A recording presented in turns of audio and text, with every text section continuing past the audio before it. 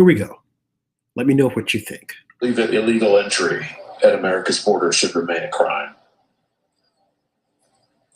Well, I hadn't thought about that question. I just haven't thought about that question. I think the president has made clear that we are a country with the borders and with a concern about national security. I don't know of a proposal to decriminalize, still make it unlawful to enter. I just don't know the answer to that question. I haven't thought about it. I mean, believe that illegal entry. Now, that was Josh Hawley asking the potential Attorney General, Merrick Garland. If you remember, Merrick Garland is a person whom Barack Obama was going to selected him as a Supreme Court justice to replace, I think it was Justice, the name escapes me right now, but I'll get it. But he didn't make it. The confirmation hearing, he didn't make it. But he wanted him to be on the Supreme Court. Fast forward to 2021, Joe Biden has now selected the same guy to be the top cop, the Attorney General. He's going through his confirmation hearing today. The question was put to him about borders and illegal aliens. And you saw his response. He's never thought about it. I can give you the answer. It's illegal. It's illegal without hesitation. But that confirmation hearing and a lot of other confirmation hearings, you will hear and see over the next couple of days, weeks, and months. The Democrats are putting in place a cabal of liberal flackies that care nothing about the United States. Not only that, they have scared some conservatives, even conservatives on the high court, the Supreme Court, into making decisions in their favor all across this great land.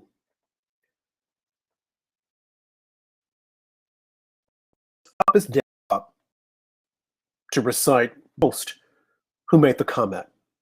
And it's scary, but I believe it. So tonight's show, we're going to point out the contradictions and things that are taking place, that will take place. And as I used to say, when I first started out in social media, I would end all my commentary by saying, and we are not saved. Because these are definitely treacherous, dangerous times, whereby you want to counsel your brother and counsel people. You want to counsel the truth because you can't handle it. Join the conversation. Let us know what you think. It's promised to be a high-powered conversation. My host at Small Town Andrew. How's it going, Andrew? It's going well, Rob. Journalist Heather Robinson. How's it going, Heather? Great, Rob. An honor to be here. And poet Ray Brookstein. How's it going, Ray? Thanks, Rob. Everything's good. So, guys, what do you think of my opening? The tape that I played and what has befallen us, what is in front of us with the council culture, the blame culture, and just downright silence the truth. It's not our truth. We don't want to hear you. Get rid of them. Shut up. Bye. And then to have people that we thought who were level-headed, they're now afraid. They're afraid to say anything. They're afraid to do anything, lest they have people outside their homes challenging them, threatening their livelihood, telling them to be shut down. We're going to shut you down. Don't hire them. We're going to protest. And you have companies that are falling for this. This is extremely dangerous. All day on TV, that's all you saw. CNN, MSNBC, preaching falsities. Nothing truth, no truth anywhere. Spinning and spinning and spinning. The same way they spawned the whole thing with the Russia collusion. No one has apologized. And now, oh, the whole thing with the election being stolen was fake, fake, fake, fake, fake. Don't say anything. Anyone who says anything about it, you are dangerous. You're a threat to society. Look at the Supreme Court. They turned it down. But why did the Supreme Court turn it down? They say, well, we're looking at Pennsylvania, and we don't think that would have changed the results of the election.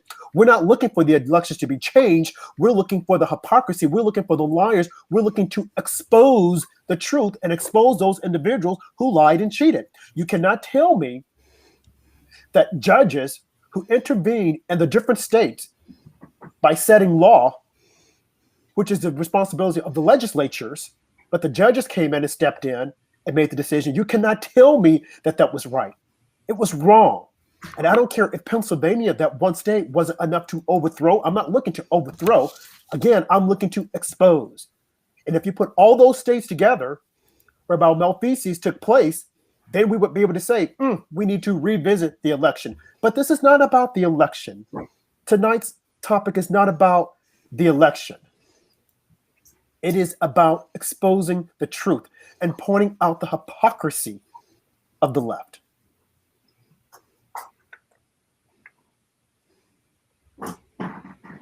Your thoughts?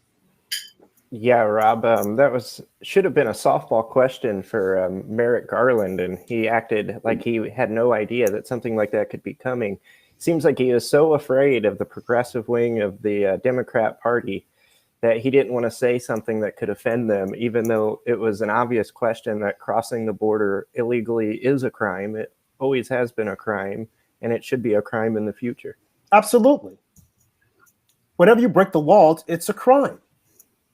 And now we have them letting people out who've committed crimes, getting them out of jail, lighter sentences. What is happening to America? We have got to endure 4 years of craziness, 4 years of the laws being broken, 4 years of them claiming we've got to right the wrong of whom? Right the wrong of the forefathers. And don't let me get started on white people. Oh, we're supposed to hate all white people because all white people are evil. All white people, they've done this, they've done that. Whereas if you look at history, you will see that all races, all groups of people have blood on their hands for what they have done to other groups.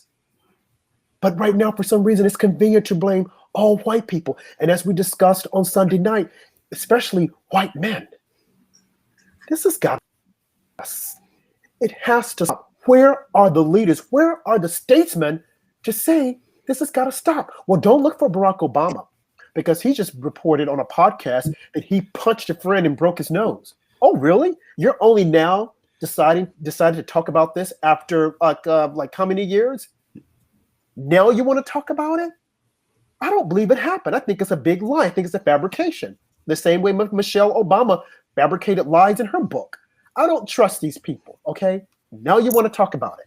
You would think that you would say, hey, I did this, but it was wrong. Oh, no, but he's proud of it. Are you serious? Is this what we have come to? Heather, what do you say? I hadn't heard the thing about Obama, Rob. But, I mean, I think this whole, as you know, I'm not a fan of identity politics. I think I'm an individualist, and that doesn't mean I don't see race. It just means that it's not the most or one of the main important things about a human being, as far as I'm concerned. I'm interested in human character and talent and intelligence and tastes and interests and stories and what makes us who we are as individuals. And I think it's a huge step backwards, this obsession with race and sex and things that, yes, they exist. Yes, they're one piece of who we are. But do we really want that to be the obsession or the main thing that someone sees and thinks about and discusses? It's not. Yeah, I'll tell you what, I'm bored with it. And I think a lot of people probably feel that way, but they're afraid to say so because we're in a climate in which you can be ganged up on by a mob, a left-wing hard leftist, and it's not all liberals, but it's the they talk a lot about the scary right wing. Well, yeah, there are a few kooks on our side, but I think there's a very scary left wing in this country, and it's been incorporated into the mainstream. And now These people are very powerful, these extremists. And I don't necessarily think that it is most liberals, but I think most people, I have liberal friends, for instance, who are listening tonight. I think most of us we don't really know how to react to this. It's a threat to speech. Just now, we have the Bachelor controversy right now. We have people who are supposedly looking to meet their beloved partner for life, and it's a fun show. It's an interracial show with lots of beautiful young people. Now suddenly we have, because of something someone online wrote, about a party this girl attended years ago. She's been banned. She's been labeled a racist. I don't think it makes any sense. The girl, it looked to me like her father is a man of color, and she wants to date and potentially marry a biracial man, but we're supposed to believe she's a racist. Why? Because somebody pulled something offline from many years ago that she attended a party. Now, I can't speak for her. I can't defend her. I don't know her, but I know that this is, there seems to be an element of hysteria here. And when people are afraid to talk about these things, it's like McCarthyism in reverse. So, I'm very disturbed about it. I share your concern. Ray, your thoughts?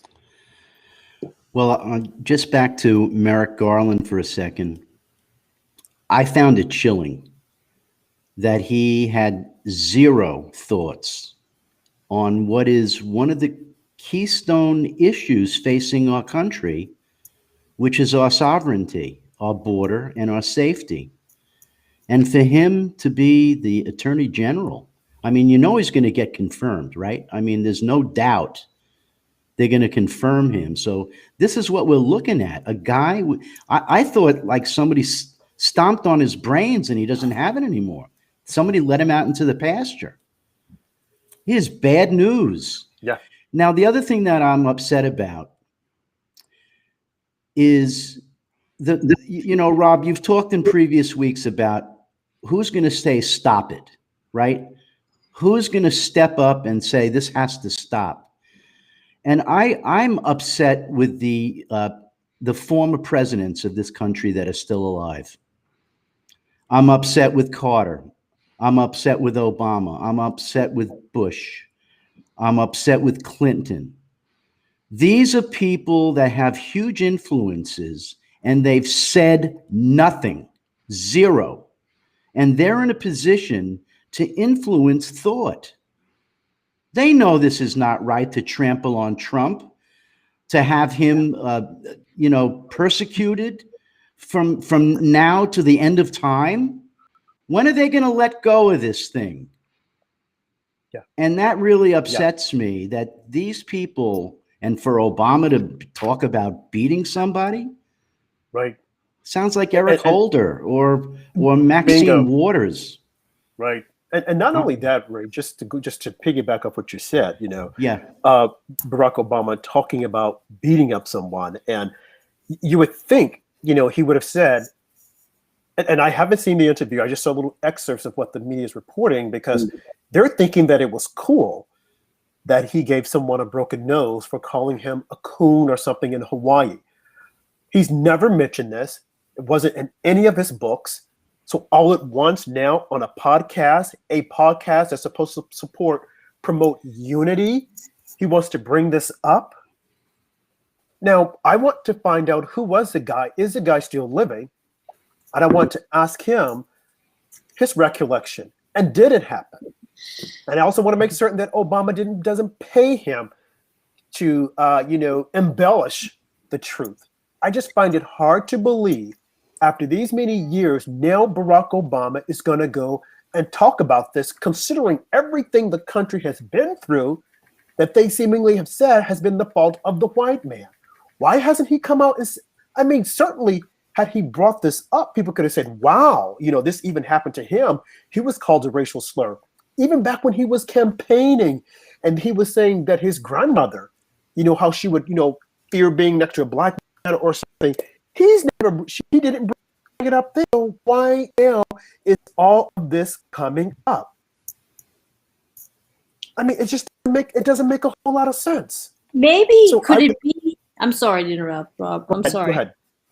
I was just saying, could it be that somehow Obama and Biden keeps talking about he took somebody behind the gym and, he can barely walk in a straight line. I mean, could they be trying to be tough or something, like to create an image of strength? Because, people, without getting into a whole can of worms, a lot of people didn't like Trump. One thing about him, he clearly had backbone. I don't think anybody would Right. deny that. Right. So maybe they're Anything like, is possible.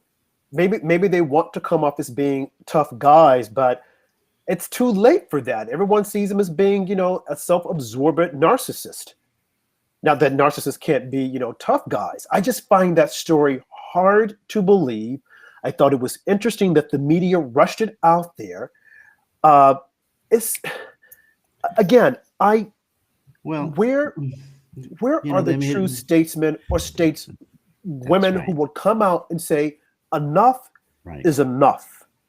You have Nancy Pelosi creating a barrier around the Capitol, but she refuses to put up a border wall. So protect me and not thee. Just like Hollywood. Oh, no, you guys don't need borders, but you guys have a border around your mansions. I don't get it. And what's so just frustrating is that the media, they keep playing into this over and over again. That little Brian Stelter, he comes out, and I don't know how anyone can trust anything that comes out of his mouth, but they keep, insurrection. That was the word. They talk about it nonstop to get into our psyche. The same way they did with Russia collusion, the same thing they did with the impeachment. They have these key words and they repeat them over and over and over again. And unfortunately, there are so many people that are out there that don't know how to dissect the news, just like they were accusing Trump of putting children in cages.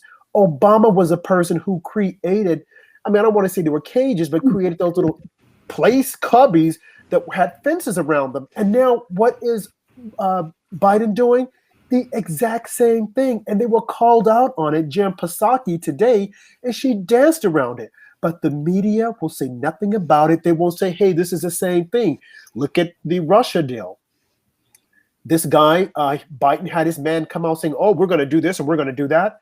And then an AP journalist called them out and said, wait a minute, aren't you guys doing the exact same thing that the Trump administration done? You guys are taking credit for it? They just wanted to distort and simplify something that, what upsets me about it is, look, I don't claim to be one of the people. There are people, humanitarians on the front lines of these issues, dedicating themselves to children. And, these people, these activists who jump in and try to make it all one way and scream about this and that. The reality is there are worse things that can and do happen to children whose parents are incentivized to use them to cross the border than even, being kept in a temporary facility, which I'm not dismissing is probably not pleasant. But, human trafficking goes on across that border. That's one of the reasons they were separating families. Right. Not necessarily defending that policy, but most people who scream about the policy are not educated about the whys and the complexities of what goes on.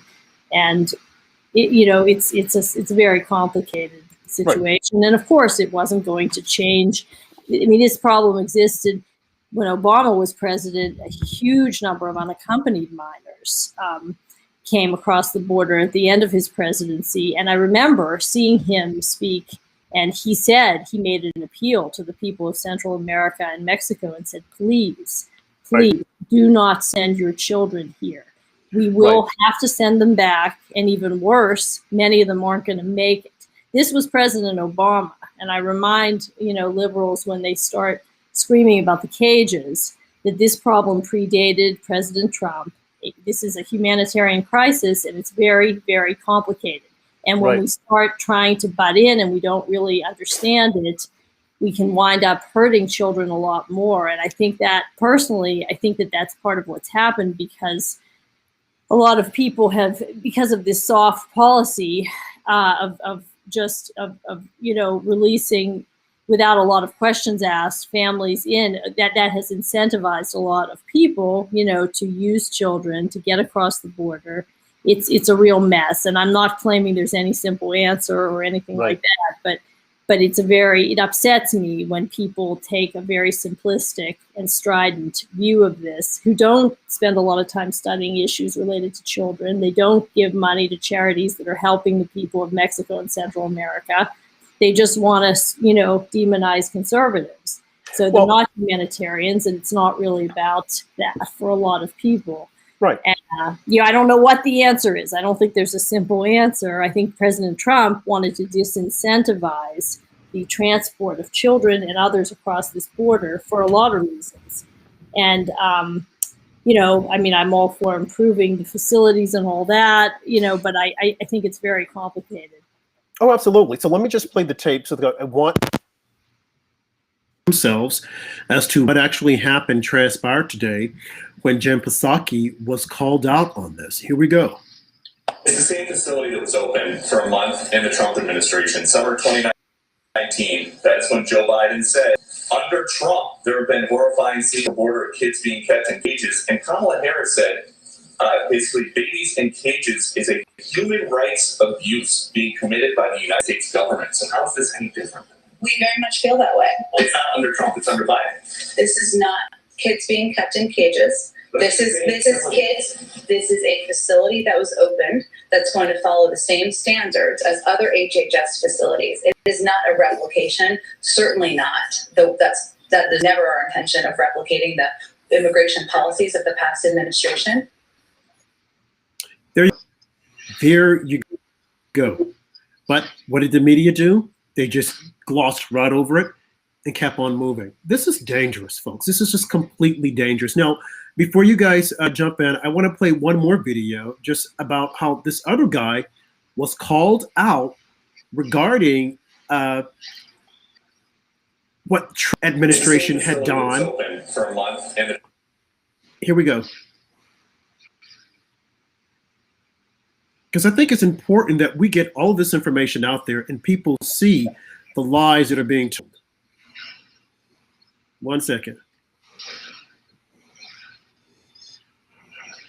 You guys are taking credit for stuff that the previous administration did. I am not. No? I am Yes or speaking for the Department of State. Okay. The people who have been working this, Okay. the people who are working this now, were the same people a month ago, were the same people 3 months ago. 3 months ago.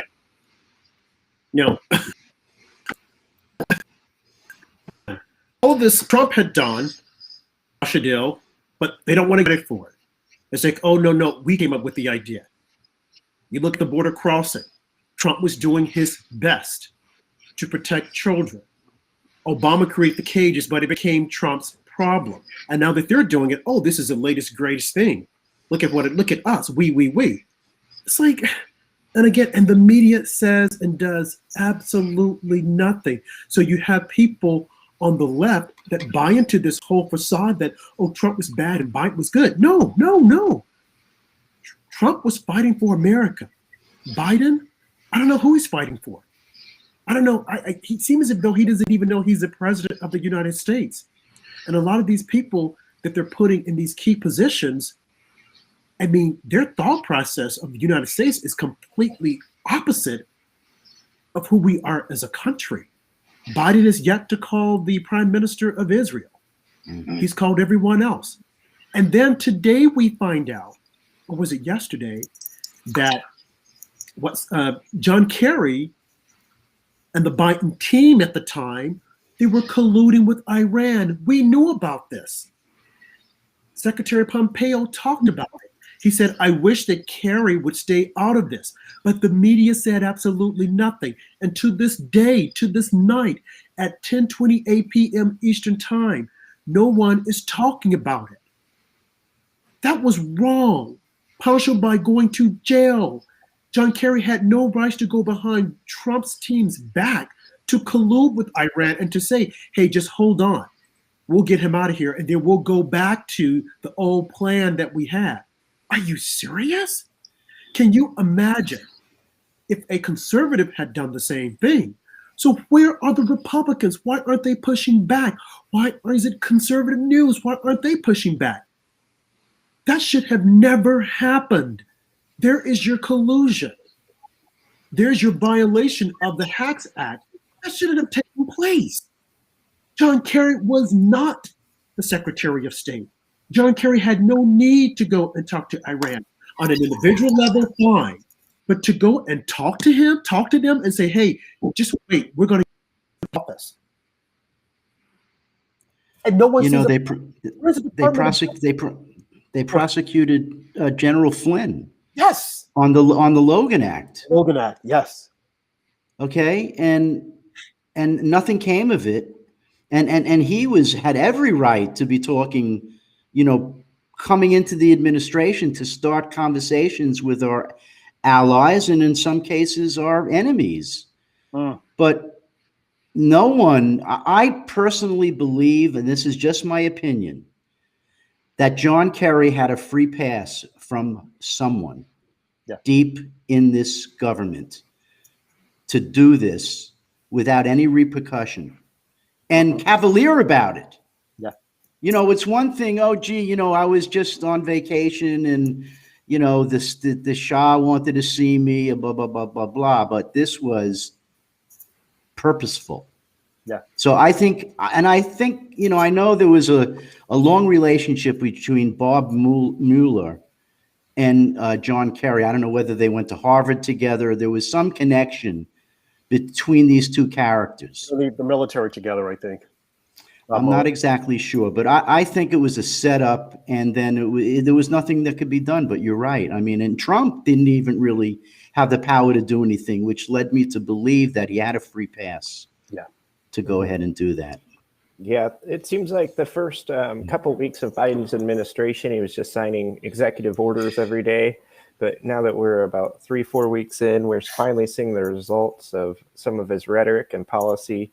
And we see what's happening with Israel. It seems like he's more friendly with Iran than he is Israel. The border, it's getting some pushback from the progressives now that he's putting children in cages. AOC +3 are all over him for that.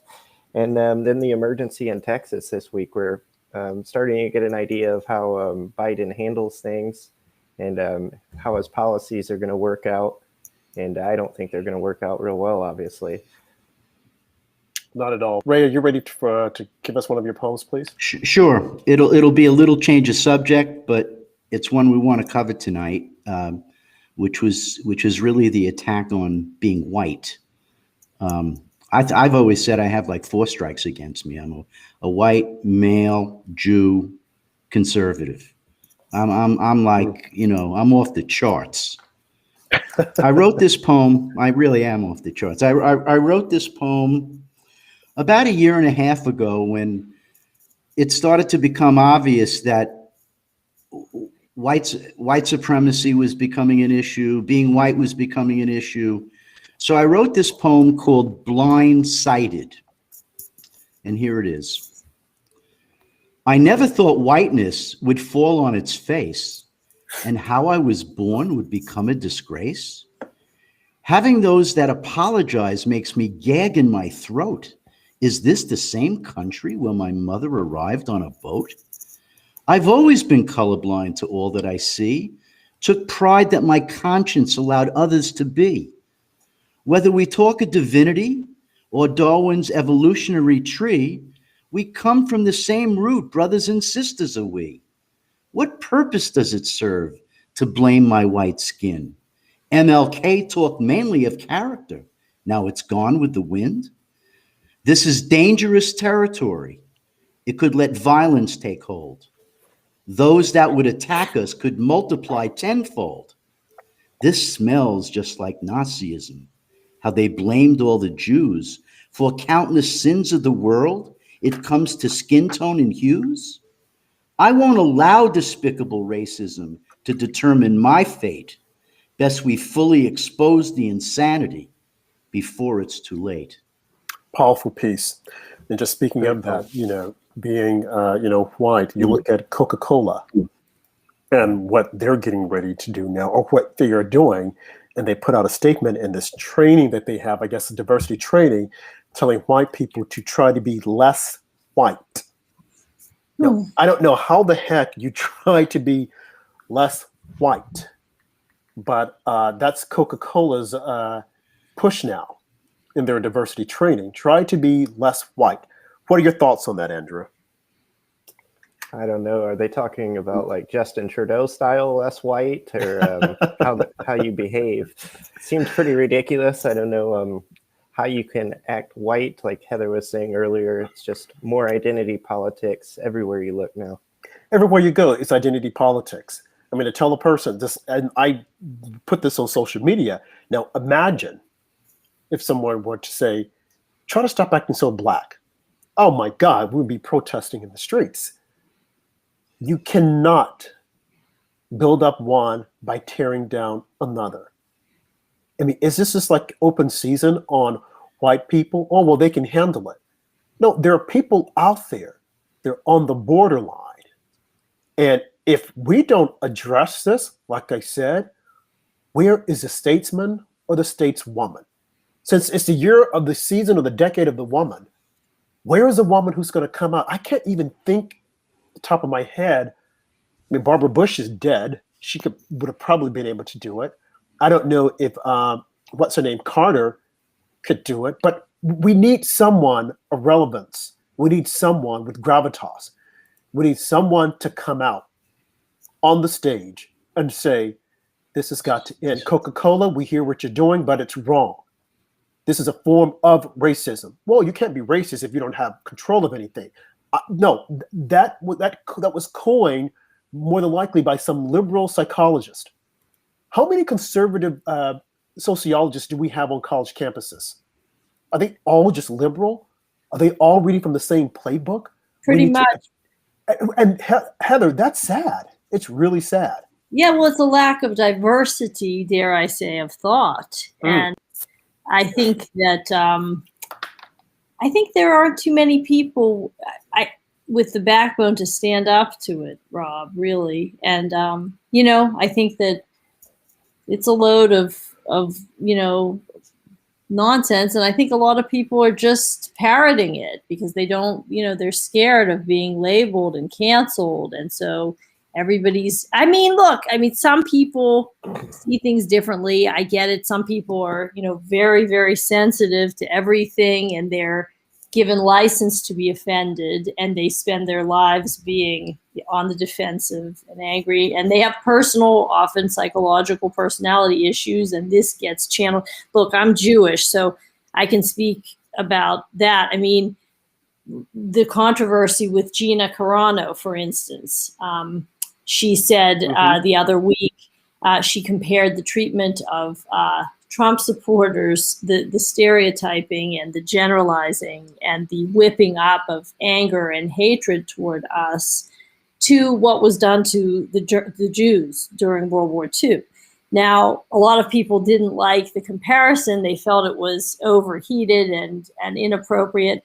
Look, I don't love Holocaust comparisons. I don't like it when people compare the complex situation at the border, which is a very hard thing to manage, as we just discussed. There's no easy solution. When people talk about the family separation policy, which was designed to disincentivize illegal immigration and dragging children across the border, when they compare that to separating children from their parents to murder them.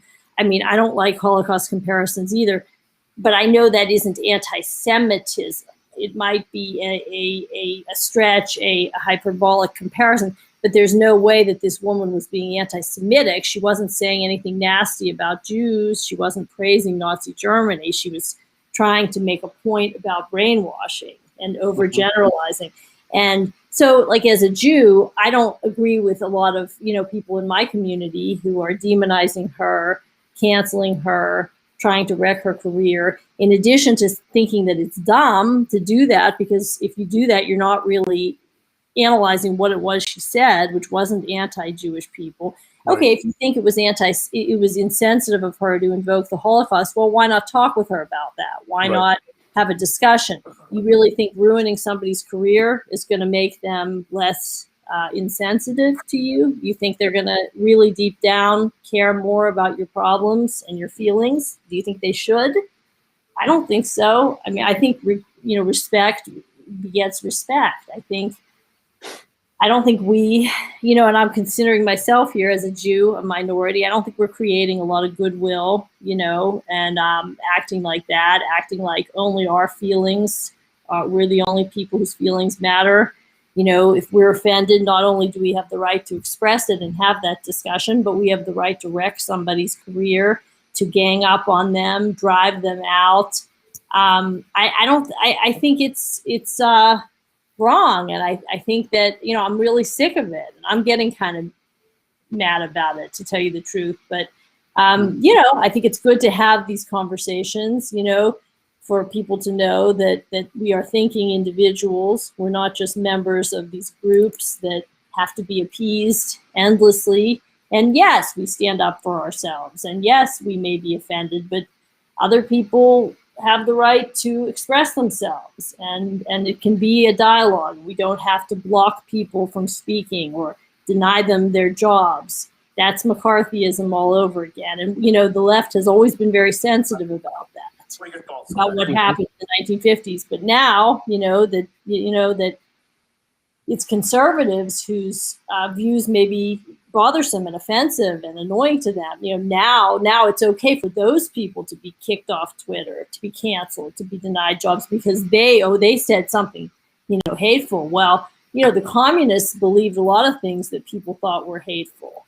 But we're told that those people had the right to their views in America and had the right to jobs and to employment and to having a voice. So it's just hypocrisy. It's a double standard.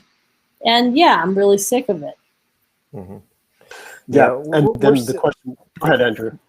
I was just going to agree with Heather. It's totally old. I was really sick of it myself. Cancel culture is reaching every portion of society. We see it in sports, even with the Cleveland Indians have to change their name because a few people complained about it, even though over 90% of Native Americans have no problem with it. And a sports mascot is supposed to be something that represents a team in a positive way. We've seen it, the Native American teams all over rebranding. It just makes no sense to me. Just another example of cancel culture. It's interesting, Andrew. I didn't know that 90% of Native Americans didn't object. And not only that, we found out today that they're now coming after Jeep Cherokee. They're wanting to change that. It's like, when does it stop? Who's planting these crazy seeds? If people were just to step back and look at what's happening. But again, that happened because you have the mainstream media that is complicit in ideas, thinking that, hey, we're going to create this utopia. No, you're not, because you're silencing a voice that has to be heard. Anytime you attempt to silence someone, they become frustrated, and it starts to build up. Look at what Macron said there about 2 weeks ago, that Western culture in America would destroy France, that we don't need that here. And you have other countries that are saying the same thing, that are looking at us, and they're laughing at us. They have us think, oh, you guys are on the cutting edge. No, they are laughing at us. We're the laughing stock because we don't know who we are. We're telling men that they're females. We're telling men you can wake up any day and compete in women's sports. Do you see women trying to do this? Now, I'm sure that there are some that might be quietly trying to do it. But right now we're pushing this transgender of men competing in women's sports. You see this nonstop on TV. Okay, no, I have nothing against transgenders, nothing against gays. But you see this push. It's like to tear down the whole masculine mentality. This is how we have to tear it down to show, hey, this is what a man is. A man is feminine. A man can be transgender. A man wears a dress. A man this. You see Billy Porter out there. It's gotten to the point that people are tired. They are tired because you're trying to tear down any semblance of common sense, free thought, follow the science. But you only follow the science when they like the science. You look at Dr. Fauci.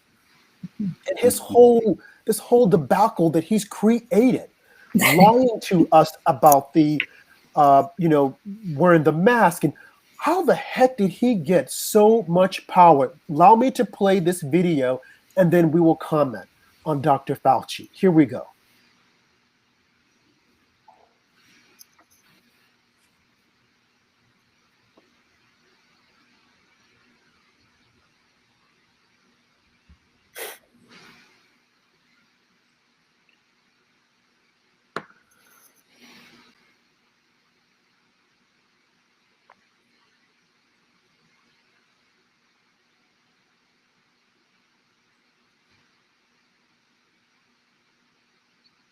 Efficacy.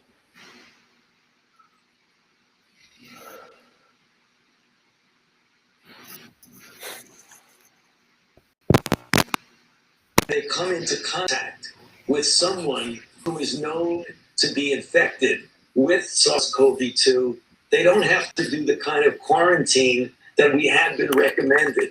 We do have a good vaccine against. That's more incentive to say, rather than even think about declaring victory and saying, well, we have herd immunity, we're in good shape. We keep pushing and pushing, continue to do the public health measures that we speak about all the time. The uniform wearing of masks, the physical distancing, the avoiding congregate settings.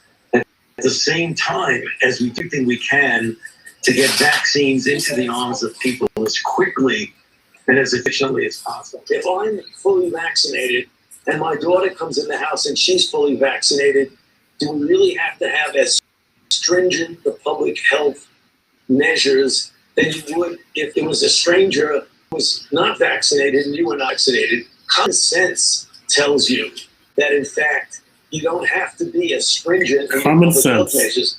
But what we want to get firm recommendations from the CDC.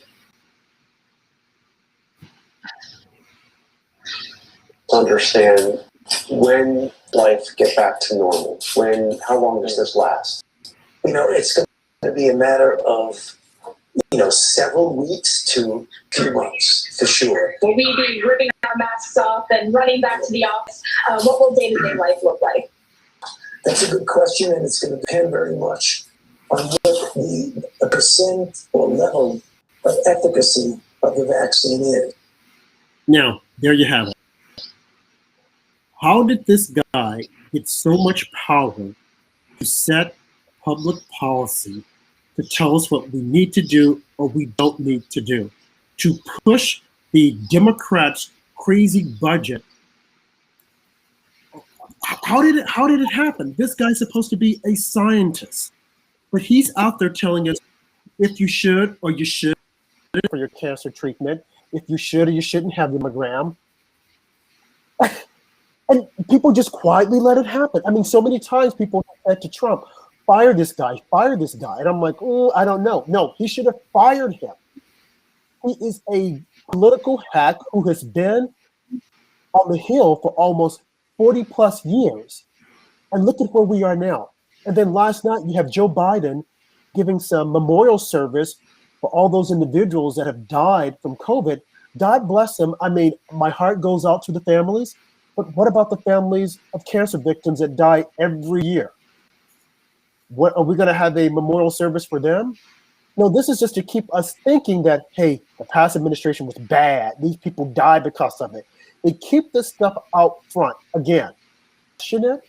If we don't push back, this is the kind of stuff that just becomes part of the public dialogue and people will believe the lies.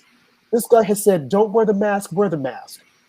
Get the vaccine, you can go back to normal. Now it's, oh no, we don't know when we can go back to normal.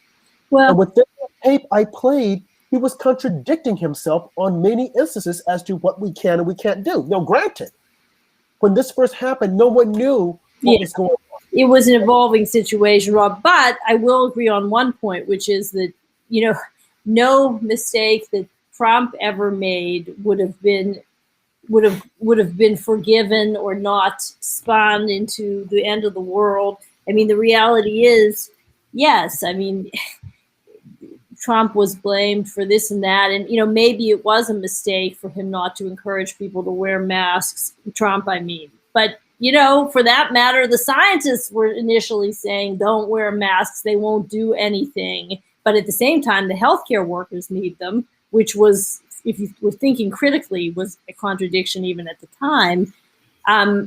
Whole other subject, but yes, certain people are allowed to make mistakes as far as the mainstream media goes, and others, conservatives, are not. So there's clearly a double standard. And look, I mean, they didn't get everything right, and we're learning as we go. Right, Yeah. and I appreciate that. They didn't get everything right, and I don't have any qualms with that. But my issue is the way that they attack and place blame. You look at Governor Cuomo. He refuses to accept responsibility for the deaths that he caused. Even when this was going on, people in New York were saying, wait a minute.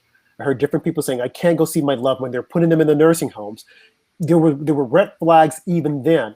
But what did the media do? Oh, they had him on CNN laughing and talking about he's the eligible bachelor and, he's this, give him an Emmy. And even now they refuse to cover the story the way it should be covered. They want to cover Ted Cruz. Okay, Ted Cruz made a bonehead mistake, but it didn't cost people's lives. And the media bias, what you're pointing out, the reason it's so dangerous is that this isn't about liking somebody or not liking somebody. They were so biased. That's a perfect example. Cuomo had an endless cheering section. He had his own brother interviewing him at prime time, which was a conflict of interest. And we see in real time how dangerous that became, because he was insulated from just legitimate and normal levels of curiosity about what was going on. And it's a perfect example of how media bias can have disastrous real world consequences. Right. Journalists, the mainstream media was not asking the questions. He was hero worshipped. They were so invested in hating Trump that this went neglected. And this was clearly, whatever you believe about the extent of Cuomo's culpability, I think it's getting very hard to argue that he did not make a terrible mistake, and that mistake was compounded by a lack of critical examination of the ongoing situation in these nursing homes. And how about the federal resources that were marshaled, that SHIP and the Javits Center, all those resources drastically underused. I'm working on a piece right now about that. I mean, to me, that piece has been woefully under investigated by media. Why were these facilities not used? Is anybody curious? This doesn't have to be about hating Cuomo. I mean, it's just a logical question that wasn't asked enough. And I think it's because of this cult of just liberal domination of mainstream media, Democrats having a lock in states like New York. And even if you take away Democrat, Republican, whatever, no party should be so powerful that they're above examination. And that's why these one-sided kinds of coverage is very, very bad. Mm-hmm. I agree with Rob about the Fauci thing. I never got why the Democrats wanted just strictly him in charge. I know he's got some specialties in the pandemic field, but if we were getting hit with earthquakes constantly, for example, we would have a whole team of scientists that we were getting their information from. And it seems like Fauci's just had too much control over this virus and all things the virus. He can't be an expert at all things. And now he's even trying to reach into politics and tell them what we need to pass for the people and everything else. I just think that Fauci was given too much power, and a whole team should be out in front of the world telling us what's going on, instead of just Fauci being the face and the voice of everything we hear. Right, because you remember they even had Scott Atlas, and they ridiculed the man. Even on CNN, I remember this one so-called journalist, Breonna Taylor. I mean, she went on this hateful tirade saying, well, he didn't do this, he hasn't this. It's like, he's a scientist, for Pete's sake. Fauci is a bureaucrat who has been on the Hill for God knows how long. When was the last time he saw a patient? But they kept rolling him out there. And just to answer your question, Andrew, why did the Democrats want him? Because they knew that they could easily buy him. he was bought and sold, the little diminutive man, with making the facial expressions when he would go out and speak. So Trump probably felt, okay, and as Michael Johns has told us before, and as we all have said, Trump wasn't a politician. So when people refer different people to him, he thought, okay, it's a referral, let me put the person out there. Only to find out that person he was putting out front, not for nothing, wasn't loyal to him. And we're not talking about loyal, not loyal to the country. People freak out, well, he can't be loyal to this person. No, you want someone, if I'm going to hire someone, I want someone who's going to be loyal to the company, loyal to me as a manager. Fauci was neither. He went out, did his own thing. He made it seem that way. And now look at him. He's on every news station pontificating Fauci's rules of order. Well, we could have done this. Well, we could have saved lives. And then he came out and said that, we're the richest country, but we failed in trying to get this virus under control. It's like, but wait a minute. You're the one who said that you doubt seriously that it came from China. You're the one who said, hey, let's do this modeling, and that we're going to have 2 million people dead by March or April of 2020, and just hold on tight, but we're going to get over this. And then each time he moved the benchmark. Right before the election, they ran out there are going to be 1 million people dead by January. As that date approached, they started scaling back. We are now approaching March. 500,000. It's bad. Yeah. But what about the people that kicked the virus? What about the survival rate?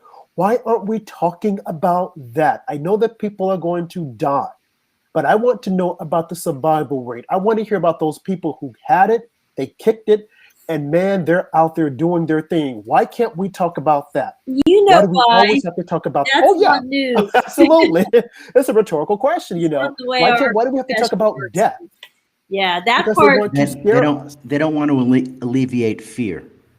Exactly. Okay, that's because the answer. with fear, they can control us. They can take away our rights, and we won't say anything. We'll just agree. We'll acquiesce. Oh, yes. This will save me. Okay, yes. It's sad. And you look at the vaccine that's out there. Trump got us a vaccine with Operation Warp Speed. Of course, the liberals and the left, they don't want to acknowledge it. But now that Biden is stumbling all over the place trying to roll this out, what does he say? Oh, well, the past administration, they didn't do this. Bull. Kamala Harris is trying to say the same thing. Bull. You guys Biden's doing so much better. Like it's drastically. Absolutely. Yeah. Look, government is not a super efficient business. No. And regardless of who's in charge, and it's very clear, to anyone who's a grown up, anyone knows that. But you're right. Now that it's not, believe me, if Trump were in office, we'd be hearing about how 500,000 deaths are his fault. It's interesting that none of them are Biden's fault, but of course that was always, a simplistic, knee-jerk, foolish kind of thing to say. And I personally think if there is any,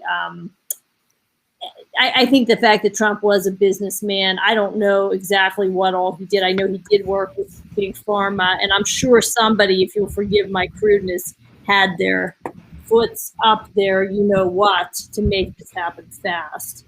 There's no gratitude for that, and there should be, because this is a pretty remarkable set of achievements on the part of the scientific community, first of all. And let's face it, the pharmaceuticals, for all the criticism they get, they've pretty much saved the day here for our whole world under the leadership of the former American President Donald Trump. So Absolutely. We can say thank you right here. That I just want to comment on one thing about this concept of former this and that. Every other president that's alive always gets called Mr. President.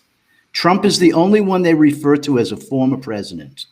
Mm-hmm. This has to stop. As far as I'm concerned, I will always refer to him as the president, like every other president that's ever been a president. I'm sorry. But this former stuff is just another kick in the side.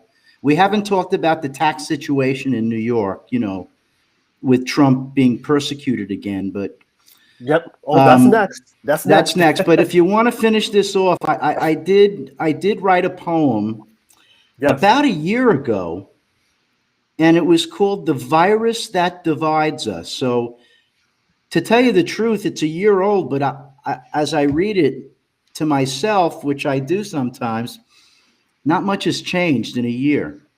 So here it is. You want to hear it? Absolutely. Here it goes. The virus that divides us. The battle lines are being drawn, no different than it's been before. Those that want the workplace open, others want to bolt the door. Those that want Wall Street to rebound even better than before, while others want the bear emerging, keep stock prices near the floor. Those that want his rallies coming to the cities like before, while others want his fans to suffer in stadiums from shore to shore. Those that want a fair election, no more harvesting like before, while others want the count on mail-in ballots so hack machines can crack the score. They've opened Starbucks back in China, keep coffee brewing like before, while others want street cafes empty, promenades with boarded stores. Those that praise our leaders' efforts, restoring confidence like before, while others sulk, ignoring hope, demean the efforts to help the poor. Those afraid to take some risk, wear those red hats just like before, while others dream of Hillary Hinton to even up the globalist score. Those that want conservative values, freedom, and the rule of law, while liberals hope our country's ruined, just like all the politics we've seen before. Great, beautiful poem. Makes you wonder, why is it that liberals want the country to be ruined? What is it about this country that has given them so much that allows them to say the things that they say and do the things that they do? Why do they want the country at the demise of such a great country? We're not perfect. We're far from being perfect. But my gosh, we're not what these other countries are. You know, at least you have a chance. At least you can stand up. At least we have a government that at one point used to listen until it decided that we want to persecute all of the white people that are conservatives because they're bad. And then the liberals, they're just walking right along with it saying, oh, okay. That's no way to live. That's not a country. Okay, and yes, it's difficult to make things right, but we can sit down at the table and say, okay, let's have an open dialogue. Let's have a conversation as opposed to silencing you because you don't like what we're saying because you find that it's offensive. Simply because I don't agree with some of your thoughts, simply because I don't agree that illegal aliens should come here. At one point, you guys were thinking the same thing until you thought about, that could help me with my votes.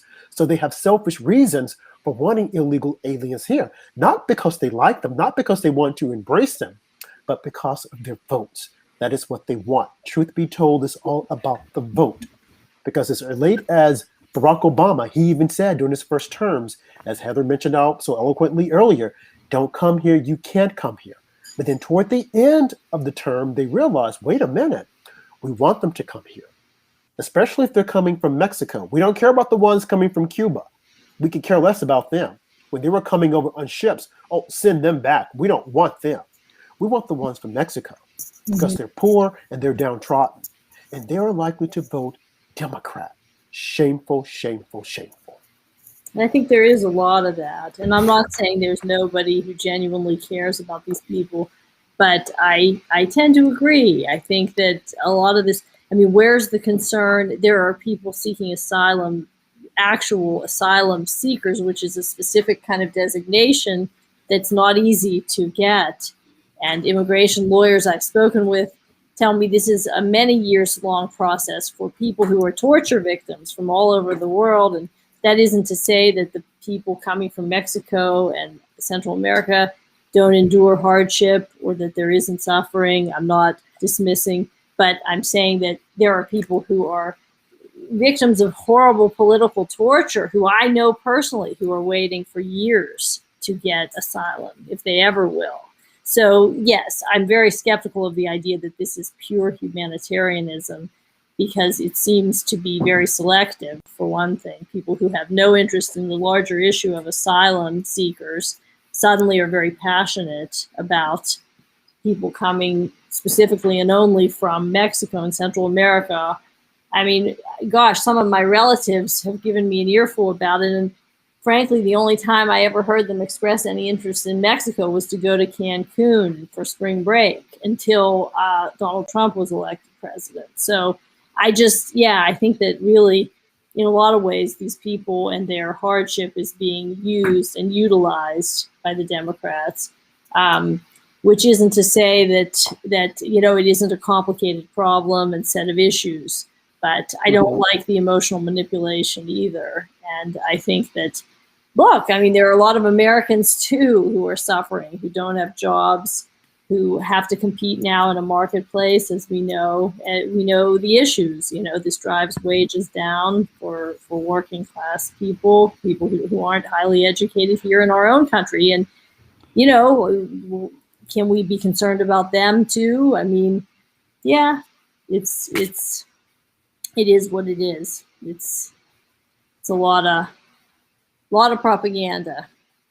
Yeah. That's a good point. I mean, what I notice is there's not a lot of depth that we've seen in really analyzing these problems. Mm-hmm. For example, that's fun, right? That's not like screaming and protesting. It's sitting and studying the issues for hours. Yeah, right. You talk about dialogue. You talk about studying issues. There's so much unknown about COVID-19 still, right? Enough that every American walking in this country has a mask on. So something's going on, They didn't really care to investigate about the election. They just talk about it. It just surface stuff. And you could look at just about every major issue we've got in this country. There's not a lot of dissenting opinion. I mean, look what they did with just recently with Justice Thomas and Alito and the other one, saying that, we were shortchanged because they could have been looking at the election. Not to change the election, as Rob says very often, but just to know what happened. We're entitled to know what happened. There were inconsistencies and things happened. Mm-hmm. And all the issues is to say, it's like one big lie after another. And then anybody that talks up, they shut down. So it's all we hear is lie and no dissent. Mm-hmm. I'm sorry, that's totalitarianism. You're right, because again, and I can't say this enough, and you can go back at previous shows, and I think we all agree on this, is that we're not saying, no one ever said to change the election, just to look at it and let us know what happened. But there seems to be a fear to even look at it. Well, just looking at it at face value, you can even point out as to the discrepancies or the things that took place that shouldn't have taken place. So why is there a fear to look at it? And then when the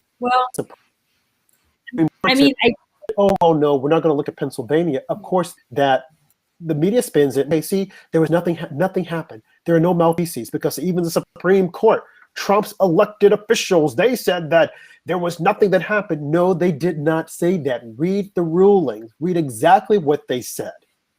But they don't spin it that way. And you have individuals who don't understand the law, who don't understand how to read or interpret what's being said. They allow the media to read it for them. And of course, CNN and the Washington Post with their headlines, oh, Trump supported appointed Supreme Court justices knocked down. They refute what he said.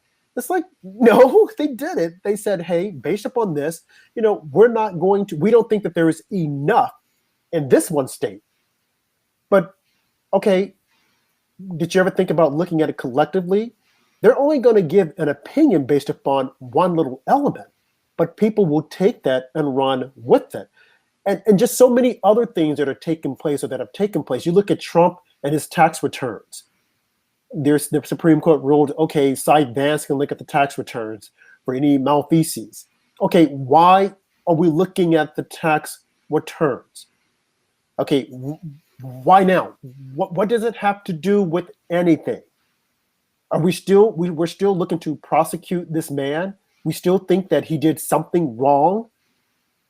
Whereas we're looking at plain sight at things that are wrong with the government, things that the left is doing, but we can't say anything. Why can't we say anything? Well, because Republicans aren't in power now. So for the most part, Democrats can do whatever the hell they want to do. And that is the reason why so many people pressured and told Trump, you got to do something about this. You got to, because if the tables were turned, they would do the exact same thing. He didn't want to go after Hillary Clinton. But now look at what they're doing to him. Well, we're going to find a crime. And if you look at something long enough, you're going to find something. Even if it's right, you can say, oh, well, you didn't sign here, so we're going to prosecute you on this. Yeah. But when you look at the other side, look at the left, and look at what they're getting away with. Look at that gentleman who changed the Pfizer agreement. He doctored it so that they would go after Carter Page. He only gets 12 months of probation, and they were trying to sentence Michael Flynn for how long? Look at what happened to Roger Stone. Early in the morning, you have the FBI's, they're like stormtroopers, Paul Manafort. So people look at this and then they will assume these men were guilty and we got them. Mm-hmm. There's no one to say, yeah, but what happened shouldn't have happened. Even Barr said that, what happened with Roger Stone should not have happened. The other guy, Rod Rosenstein, said the same thing. But the media didn't play that. So people are thinking, no, that should have happened. They deserve that. No, it should not have happened. Mm-hmm. Whoever agreed to that should have been called in and reprimanded, and then we should have known about it. Look at the hearings today on the Capitol Hill about the January 6th rioting. People are still saying Trump, it was Trump's fault, insurrection. They keep saying an insurrection. Where is that moral figure to stand up and say it was not an insurrection? If that was an insurrection, what took place this summer was a massive takeover. It was a coup. And what the Democrats were doing with the Russia collusion was a coup. Who is going to stand up? Yes, the Washington Examiner, they report on it and they will say it. Molly Hemingway will say it. But people don't hear those voices. And then those voices have been silenced on Twitter and other social media platforms so that people don't hear it. So the only people you have are the CNNs and the MSNBC and the Washington Post and the New York Times who are challenged with speaking the truth. They are challenged with reporting the truth. And then now that the Trump administration is over, there is no one in his administration that can go on any of these liberal outlets and be his voice. As what's supposed to happen when a president leaves, he will sit out his minions, they get on these talk shows, and then they will try to save the legacy. Look at CNN. Everyone from Barack Obama's administration was there spinning for him day in and day out. Jim Asciuto, all these people, even on MSNBC, spinning day in and day out. But the media has threatened anyone that hires anyone from the Trump administration. You know why? Because they don't do back. He's on Fox News. And I love to hear this guy speak because he speaks truth to power. He writes columns sometimes for the Wall Street Journal. But we need more of them out there. But what does the left do? They get in contact with AT&T, Comcast, and say, you need to kick Fox News Max and One American News off your platform. Kick them off for what? So that you guys can just continue to pontificate your lies, your propaganda? Well, and that's what they're doing. They call what they're doing disinformation. See, this is how they do it. That's what they're saying. Even that's though another word, disinformation, right? They're calling it, well, we can't have disinformation on the airwaves anymore. Right. So they are fact check. They just decide we'll fact check. And listen, I don't see how anyone, whatever your political view, can fail to grasp that monolithic media, if it were not for Fox News and One America and Wall Street Journal and New York Post, that's it. The media otherwise would be monolithic in this country.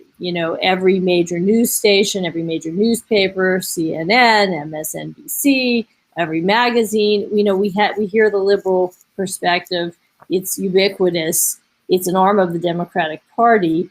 And regardless of your politics, you have to understand that media cannot be an arm of one party. that there's a name for that, and it's not democracy, and it's not a free country at that point. Right. So, people, I don't think this is being taught. Most people don't go to journalism school or law school, and Right. even if they do at this point, I don't know that this is being taught anymore. That you can't give the government, one party can't have that much power. The reason media needs to be free is because otherwise all kinds of corruption will be very, very quickly rushing in and taking over. You need to have an opposing media. And I think a lot of people, even intelligent people, don't understand this. They're not educated to understand it in this country anymore because the universities are all liberal, and they've become very propagandistic, and it's a precarious place we're in, and that's why I think what you're doing is so important, Rob. And there cannot be can't just let one side take control of the media and demonize and fact check out of existence any other perspective. And yes, it's very creepy what they're trying to do. So I think we need to peacefully and with backbone that you have to continue. And it's amazing. We're living in a time there's very little backbone. Very few people want to risk challenge. They're very scared of being labeled, and that's a big way that this identity politics thing is a way that hard left extremists have weaponized and effectively done a lot of brainwashing. I'm with you. I feel like Biden is just being pushed around every which way is Sunday. Yes. Every issue he's going left. Now it's the Equality Act. He's talking about the Equality Act again. He'll do whatever the hard left tells him. And you know what? I will add, Trump, love him or not, disagree with him, blah, blah, blah. He had backbone. And that was the thing, in my opinion, that terrified the hard left, the media, the universities, the Democrats, the whole alliance, the establishment. He may have been imperfect. He had his flaws, but he had backbone. He was, right or wrong, he wasn't going to be pushed around by them. And that's why I think he was hated, and why they had to inculcate this idea that he was a racist. They had to repeat it over and over and over and over in Orwellian fashion. They had to ram it in and essentially demonize anybody who saw anything in him or had any more nuanced view of him had to be shut down because he would stand up to them. And this is the source of their power, is that people are afraid. People are afraid of being called a racist. People are afraid of being, canceled, having their career wrecked, not getting ahead. So that's how the hard left in this country is exercising power. And he struck right at the heart of because he wasn't willing to contort himself and to make these malice apologies if something he said rubbed somebody the wrong way. But now you have a weak president, and it's very scary because what is the hard left going to do? Keep pushing him. I mean, Trump was considered a threat, period, end of story. And now we've become a threat. My white skin has become a threat. I mean, I can't figure it out. I mean, are they talking about behavior or race? I don't get it. I mean, if it's behavior, every race has certain behaviors or negative or positive behaviors. Every person, of course. Yes, but to just broad brush all of us as evil participants, unless we're willing to join their agenda, unless we're willing to parrot and agree with everything the hard left wants, then we're a good white person. Right. Then you see, but the truth is, it's all political. It's all about getting their way.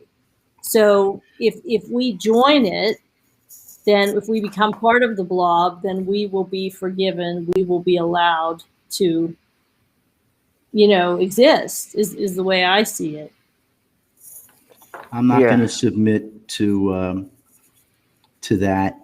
You're right. You're right. I won't get on my knees. I lost friends. I lost family. I lost my daughter is at risk. My son is at risk. Everybody's at risk because I've been viewed as an evil poet. Well, my liberal friends don't view me that way. They're watching tonight. I gotta God say bless that. them, every one of them. Brainwashed. Yeah. Banning President Trump and his supporters was so dangerous, and it's going to have such a catastrophic results. Because Rob and I will even talk about this. Sometimes we'll see these messages on Gab and Parler, and it's just ridiculous. Some of these theories that are going around, and I look around on Twitter, and you see the same thing from the hard left. It's just everybody's in an echo chamber now, and we're not having these conversations anymore because Twitter and all the other big tech companies have cut one side of the equation off. And now, like the other day on Twitter, we had blue check marks basically bragging that Rush Limbaugh passed away, and there was no pushback from it from anyone that mattered in the media. It's just really sad and just very dangerous how they've separated everyone into their own platforms. It's just going to make the divide in this country all the worse. Right, and just to speak of that, like you said, blue check marks, celebrating the death of Rush Limbaugh. I remember when Ruth Bader Ginsburg died. I mean, on this show, we said rest in peace. Because my thing is, if you can't say anything positive about a person, don't say anything at all. But they hated Rush because Rush stood for something, and he could have cared less as to what they thought about it. I mean, because his whole mission was, I love America unapologetically. But when you had the guy from Iran who was killed by Trump, and rightfully so, what did they say? He was a hero. The only thing he wanted to do was to look at this. It's like, are you serious? This man killed Americans, and you're now heralding him as a hero? Soleimani? Are you serious? Yes. I'm like, are you serious? And this is what it has gotten to.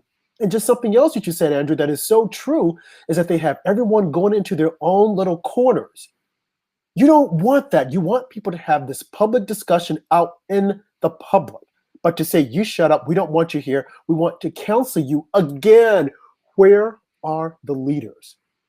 Barack Obama, in my opinion, is a failure when it comes to this. He is a complete failure, a genuine failure. Because he's going up to his little corner and creating havoc. He even said, get up into this person's face. You might not like what the other person is saying, but they have a right to say it. And it's politics. Oh, well, I was offended because Trump was saying I wasn't born here, and I was offended because of this. It's politics. Grow some thick skin. Remember when you played the race card on Hillary and Bill, Barack? But now, because of your self-absorbent behavior, narcissistic attitude, and elitist, you can't come at one so eloquently. There's no red American, there's no blue Americans, we're all Americans. What happened, Barack Hussein Obama? Did your feelings get hurt? Thin skin? That you can't come out and say this is wrong. We're headed in the wrong direction. But you don't care because you have your millions. And while the rest of us are fighting it out amongst each other, you can sit back and protect yours behind a fence that you don't want built. It's sad because you would think that he would be that statesman. He would be the person, since he wants to say he was the first Black president. Just imagine if he were to come out truthfully and wholeheartedly, not for airs, not for bragging rights, but to say, we have been wrong about this. The 45th president loved this country. We might not like some of the things he said or how he governed, but he wasn't governing maliciously. He was protecting this country. And we need to stop and appreciate that. But he can't do it, because if he were to do it, he would become a footnote. But I would say, no, you wouldn't, because then even more so, people would herald you and say, wow, That's what a leader came does. out. A real leader would come But out. you, Rob, and I mean this from the heart, you, and I think this is true. I don't mean to generalize, but I think to be a Black conservative, you have to have so much personal backbone, and let's face it, backbone is a rare quality. It's the rarest. I mean, a lot of other kinds of courage people have. People have physical courage. But the courage to stand apart, and to be reviled and slandered and made fun of. I mean, it's not 1 in 1,000 people who has that kind of courage. And we see a big lack of courage today, and this is because how people want to be loved. They want to be loved and accepted. They want to be accepted. Right, accepted. Right. And it's sad, I mean, thank you for saying it about myself, but I look also at Andrew and at Ray. They're white men, and people don't like them. I mean, let's just be honest. For nothing that they've done, but to have been born white. And now white women are not liked. Well, white women, right? But I mean, but you guys still have you're still up there. You're not as reviled as a Black conservative or white men. And it's I'm going to spend more time on the beach. I'm getting myself a lot darker. I'm telling you that. That is my goal this year. Right. But it's really sad because Can I tell a joke? Can I tell Go a ahead. joke? Go ahead. If a straight white male states an opinion in the forest and no one is there to hear it, is he still wrong? I guess so. I don't know. Oh my God. I never thought I'd be having these conversations. My whole life, I never thought we'd be sitting here defending how we're born. Yeah. This is the lowest form. This is racism, really. That is the racism. Terrible. Right? It is. That's really where it is. And it shouldn't be that it's a way. racist thought. Well, we're not being the race. We're being individuals. We're having the conversation. We're inviting other people to come on the show to have the conversation as we did on Sunday and as we will continue to do, because I think it's important that we have these conversations. No one should be made to feel as if though they're worthless or that they're the enemy or that they're the problem simply because of the skin tone or the hue. We go back to Martin Luther King, his dream to be judged by the content of character and not the color of skin. And people have completely forgotten all about it. That is never mentioned. And I say this because I'm also thinking about an article that came out today, an interview with Megan Thee Stallion and Maxine Waters. And they were talking about her song WAP. If you don't know what WAP stands for, Google it and you will find out in, bold-faced letters. But Maxine Waters was congratulating her on that song and was saying, oh, you're taking control of your sexuality and you're doing this and you're doing that. And I was thinking, I'm like, it wasn't too long ago that women would complain that men viewed them as being sexual objects. And now, because Megan Thee Stallion sings about it, she's taking control of her sexuality. I remember Rihanna saying the same thing. And Maxine Waters even said, well, because back in the day, only gangster rappers, they could rap about this stuff. But now you guys are rapping about it. So was it that you were offended that the women weren't doing it and the men were? I mean, because some of the lyrics are very tawdry and nasty and crude. And you want little girls to shake their butt to this? You look at the Netflix series Cuties. What has this country come to that we're saying that this is okay? You can sing whatever you want. Don't tell me that's art, that's filth, okay? Let's just be honest. Because if she can't sing a song better than that, then it's filth. You can get on the floor, wriggle your butt, and do all this. I'm like, and everything that comes out of Cardi B's mouth is filth. These are filthy women, okay? And Maxine Waters is sanctioning their behavior, and she's calling it art. The only reason why she's doing it because she doesn't want to be canceled by the culture, because we have taught millennials that it is okay to utilize your body and do all these other things. Remember, Kamala Harris said, hey, maybe we should look at legalizing prostitution. Me, for one, I've thought about it. I'm like, hey, if a person wants to sell their body, that's what they want to do, to each his own. But the way we are making this stuff just commonplace and saying it's okay, it's really, we have just like all moral, any sense of morality, we have just left on the floor, and we're saying, hey, this is who we are. I should be allowed to do this. I should be allowed to say that I'm a cat, and you refer to me as a cat. And if you don't, I'm going to sue you. It has to stop. It's ridiculous. And it's also like there's all this anger coming from the left, like with the Me Too movement, which I have angry people theories about. I have a lot of theories about it, which may be for another podcast. But I think that some of maybe what this is about is a longing for a society in which women have more protection from immature and immoral men. And I think that it's taking the form of a kind of a hard leftist anger. But I have a theory about, in addition to obviously, listen, the feminists get certain things right, no means no and all of that. But when you start expanding it into all kinds of other, things that are open to interpretation, and what, people in situations, and any man who asks someone out or does something that's too pushy, you're starting to get into criminalizing that. I think really what you're looking for is a code of chivalry. Well, you can't even ask a woman out nowadays, because if she doesn't like you, if you ask her out, especially in the office, she's going to go to HR and you're going to get fired. Mm-hmm. So men have to sit there. You can't look at a beautiful woman and say, oh, wow, she looks really nice, because, oh, that's offensive.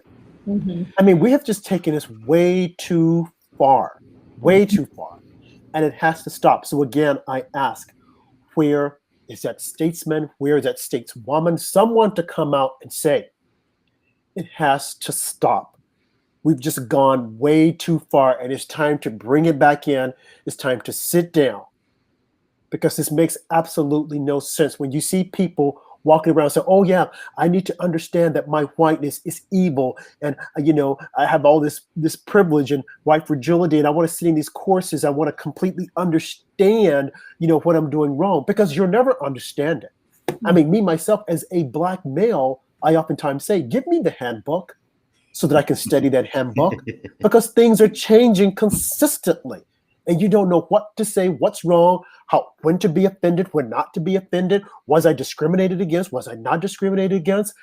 What do I do? Because everything you say is, yeah, that's right. I look at social media, I look at Facebook, and people, oh, well, look at what this person said, and look at what this person did. Oh, we figured that about Trump. And it's like, are you like, wait, time out.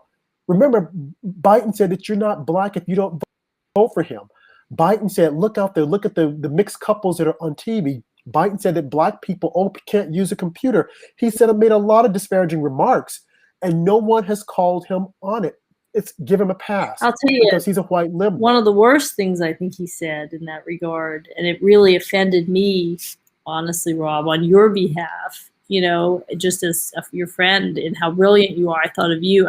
When he said something like, the Hispanic community, unlike the African American community, has diversity of views. I thought that was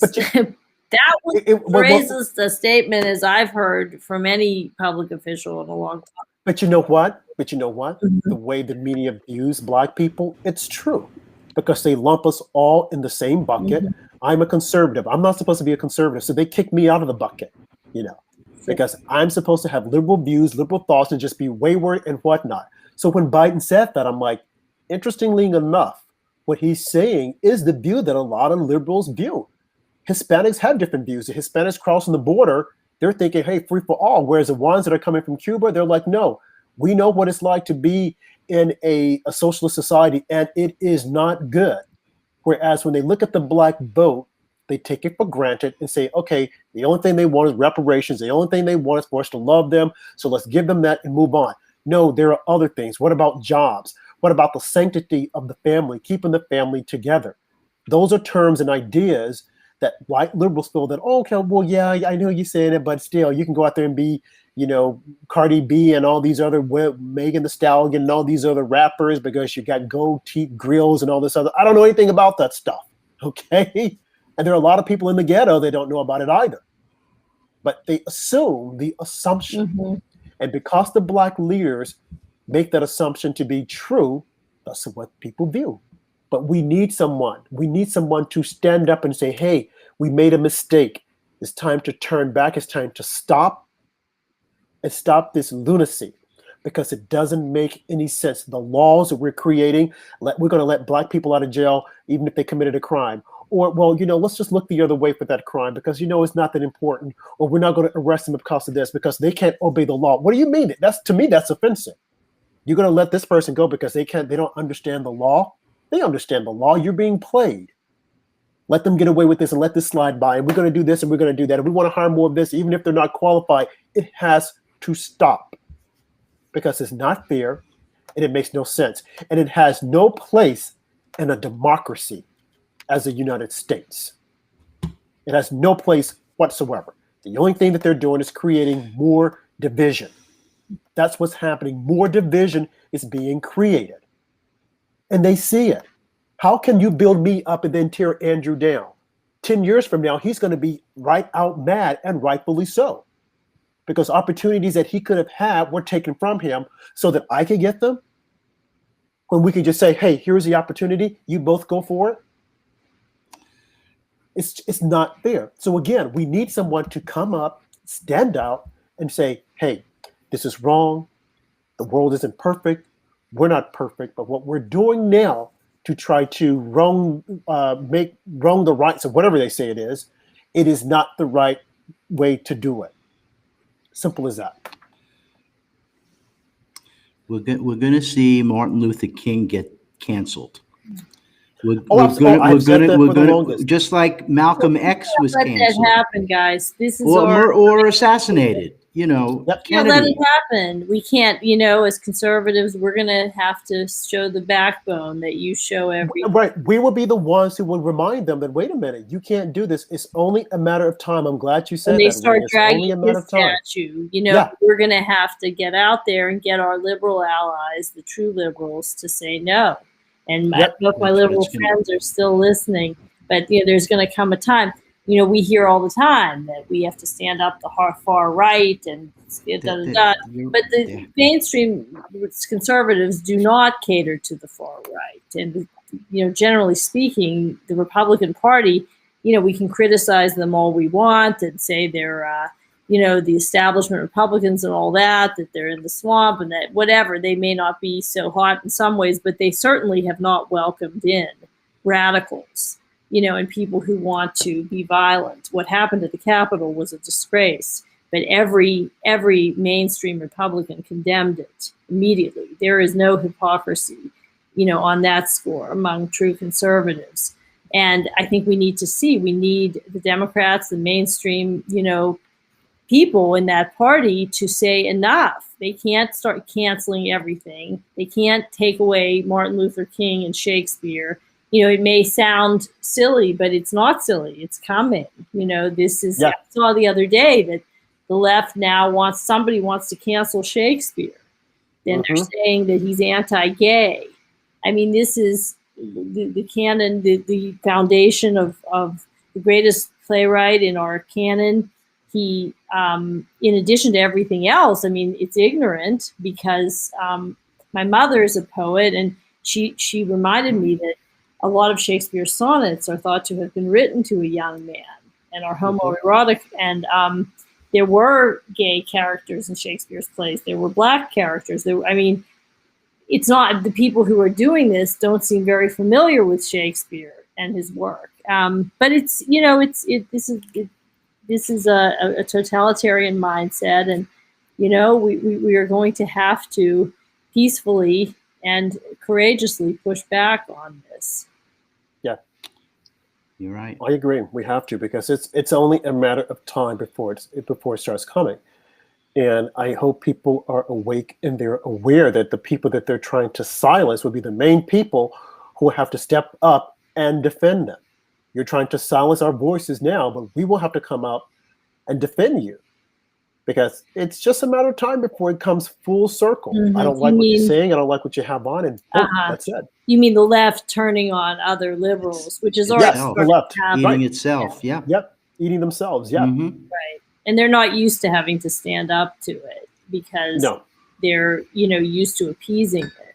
But we know, not to say, I mean, you more than me, Rob, but, we know what it's like to have to be the lone voice or in a crowd. And, but yeah, now I know it's like the feminists are getting what? They're being told your girls have to compete with the transgender boys, and the literature teachers are being told you can't teach Shakespeare. And I mean, it's The brainwashing is extreme, especially at the young ages. I mean, how do we turn this tide? I mean, that could make for a great show too, Rob. Just how do we deal with education? Yeah, because it's definitely in the education, and that's the reason why, the years of them brainwashing so many kids. That's what we have here now, and even in universities, I hear people, I'm dropping out because I can't take it. I can't. They don't want that free thought. They will attack you. I can't make the good grade because of the papers that I'm writing. That should not be. Our institution, universities, should be bastions of free thought. You would think that you're going there for free thought for people to learn, but it's more so group think. If you don't think the way I'm thinking, there's always the left thinking liberal. You're wrong. And look at the professors that they've tried to counsel. Look at the different conservatives whose degrees they're trying to pull. And again, just the theme of what we're talking about, no one is saying anything. The left is sitting back and they're laughing. They think that it's funny as to the things that are happening. Where is Barack Obama, the first Black president? He has a responsibility to stand up and to speak out. Put down the freaking mirror, man, and speak out. You're absolutely right. It is time for you to speak out. You were given 8 years in office. And I got to say, up under your term, a lot of this stuff just started just like boiling over. It is time for you to step up and speak out and decry that this is wrong. This is completely wrong. You've made enough money. It's time for you now to stand up and give back to the country that has given you so much, the country that put you into office. It is time for you to speak up. If you are a true American, if you are a true American, if you love this country, if he loves this country, then he should stand up, take stock as to what is happening, and come out sincerely and say, this has to stop. What else would you want him to say, Rob, specifically? Like just... Oh my God. Well, to me, that would be the most important thing. To call it out and say, this is wrong. Right, this is wrong. Counseling people, opinions, thoughts, it is wrong. Because I say it encompasses so much. It is wrong. It has to stop. I myself was part of it. I am guilty because I didn't say anything. I sat back in my own feelings and I allowed this to happen. But as a human being, as an American, and then he can recite the speech that he gave back in, when was it, 2005, that there's no red Americans, there's no blue Americans, we're all, Americans. He needs to go back to that speech. Was he sincere when he said it? Or was he just saying it because he felt that, hey, this is going to catch everyone by surprise and it's going to really mean a lot? He needs to go back and look at that speech and read it over and over again until he understands the true meaning of those words and what he was saying. Because if he understood it, we wouldn't be where we are now. And if we are, and if he somewhat forgot, he would come back and say, wait a minute, I was wrong. And I need to right this wrong. We need to stop with this. We're all Americans. We all have a difference of opinion. We might not like what the other person is saying, but under the Constitution, we're allowed to see it. Mm-hmm. Now, I'm sure he's probably thinking destroy the Constitution, but it is because of that Constitution that he was able to be elected the president. He was able to have the freedoms bestowed upon him. So he needs to go back and look at that and say, wait, I was wrong. A lot of people don't like the Constitution. They say it was flawed, was made by white men. But the Constitution have amendments. And the core of the Constitution, that all men are created free, all men are created equally, or given inalienable rights by God.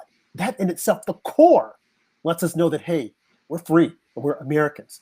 No other country has it, but we do.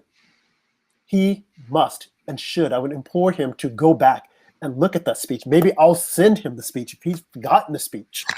Put down the mirror and look at the speech, and then come forth and say, hey, this is what needs to happen. I think that if he were to do it, and only he could do it, things would change so much. But I don't think he has the courage to do it, because he too is afraid of the council culture. He too is afraid of being called out. But I think he is a person, the only person that could do it. He's the only one who, I was thinking, and I don't mean to sound like to oversimplify, but on a pop culture note, I wish that Matt James would do that. The Bachelor, I don't know how much anybody remembers of the controversy, but I know he probably is maybe limited by contract in what he can say at this point anyway. But in a simple sort of pop culture arena, we're seeing this all play out, where this show, Bachelor, I'm talking about ABC's The Bachelor, is supposed to be all about a man and women choosing each other based on feelings and attraction and personality fit. And now it's all been overtaken by this PC kind of mania, where somebody from this young woman's past, who isn't even black, by the way, a white girl from high school, posted stuff that's hearsay about what this girl's. Anyway, I would like to see The Bachelor say, it's my choice who I want to be with, and it's my decision to continue or not, and this woman's decision. And why do all these women get to tell me as a man who I'm supposed to consider a racist? If I don't believe she is, why is it everybody else's business to cancel her? Or if I think she is, then I'll dump her. I mean, I would love to see that happen. Well, that can't happen because it's not part of the narrative. He had said something similar to that earlier on when he was saying the person that he was going to pick. I think that what the media has done so successfully is to create, a little bit of hate. I don't want to say a little, but a lot of hate for him. And should he choose a white woman, there's going to be people think that the first black bachelorette, I can't think of her name. What is her name? Chrissy Rachel or Lindsay. Rachel. Lindsay. I definitely think that she's angling to take over that slot. She wants to do it carefully because she don't want people to think that, hey, this was all by design. She goes, well, I don't know if the original host, if he's coming back, I know that he's not going to do the final show, but I don't know if I want it under those terms. No, she wants it. Okay, she wants that top spot. And if she were to get it, I mean, let's just be honest, the ratings are going to collapse. I mean, The Bachelor has stepped in it, unfortunately, because they didn't handle this whole thing carefully. And you had a woman who had been on the show, I think, working against them, albeit she was on extra. And then you had the host who, I mean, no fault of his own. He just gave a statement, but then people came out and attacked him. And then he comes back and apologizes. White people, stop apologizing for your thoughts. Stop apologizing thinking that it's going to make the world feel good. It's not. Okay, these are hungry rabid dogs. They're never satisfied. So your apology is meaningless. It's going to make you look like an idiot. You look back on this years from now and they will laugh at you, apologizing for what? What did you do? What did you say? The guy said absolutely nothing wrong. And for Rachel to come back and say, well, I thought the world should hear what he had to say, so I didn't try to stop him. Well, I watched the interview. You're right, you didn't try to stop him. You were just egging him on, and you were just sitting there as if though, okay, maybe what he's saying is right. I don't know. But this whole thing has got to stop. Okay, it has to stop. And as far as him coming out and saying, hey, this is what I'm going to do, maybe he will, maybe he won't. I think that, like I said, there's hate for him, whoever he picks. If he doesn't pick a black girl, I don't think that he'll marry that person. But I mean, it's just time for people to stop being fake and being real. I remember some years ago, there was a show that used to come on MTV, The Real World. And one of the things they said is when people stop being, fake and they start being real people. Well, I think we're at that junction now that we need to start being real people and start having these difficult conversations and stop counseling people and stop saying that we're going to have the conversation and allow the conversation to be one-sided. It's one thing to say we're going to talk about race, and then we start talking about it. I'm doing all the talking, and the white people can't say absolutely nothing. And if they do say something, I'm going, oh my God, you thought that? Well, aren't we having an open conversation? Mm-hmm. So I should be able to say what I want to say without you saying, oh my gosh. That's not having a conversation. That's not having an open debate about race.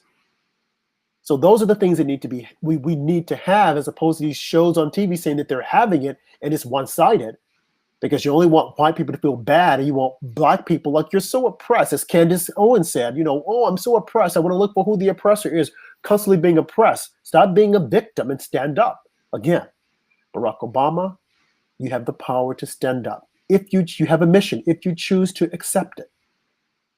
I mean, you would go down in history as being a great president by saying after his office, after his time, he came back and he looked at the errors of his ways and he decided to correct it. But I don't think he'll do it. I think there may be a bigger chance Matt James will do it. But I don't think there's much chance either one of them. Rob Harper will do it. Right. Harper's got backbone. That's the truth. Yeah. But Barack, I don't think so. The guys, that's all I have. This has been a great conversation. I mean, we went way over, but this has been a great dialogue that we've had here. We covered so many different things. So that's all I've got. Great show. Thank you guys for coming. Thank you for coming on and sharing your ideas. And I mean, my hat's off to you guys also for being, for allowing yourselves to be out here so open and, to state your concerns and your thoughts. Most people wouldn't do it. They would hide behind it, but you guys have definitely, since we've had this, you've been out there in the front, and we've tackled some pretty tough and touchy subjects. And we, from the election and onward, and we're still going, trying to get it out there so that people will see, hey, we can have these conversations. Great. Thank you. Well, everybody, good night. Thank you again. Yes, it's always definitely an honor to be on your show. Always. Thanks, Ray. Definitely. Thank you, Rob. Thanks, Andrew. Good night, Andrew. Yep. Good night. Thank you, everybody. Yep. Thank you. And on Thursday at 10 Eastern, 9 Central, 7 Pacific, with comedian Michael Loftus and co-founder of the Tea Party, Michael Johns. So please join us Thursday night at 10 Eastern. Yes. Thank you. Be safe, and we will do it again. Have a good one.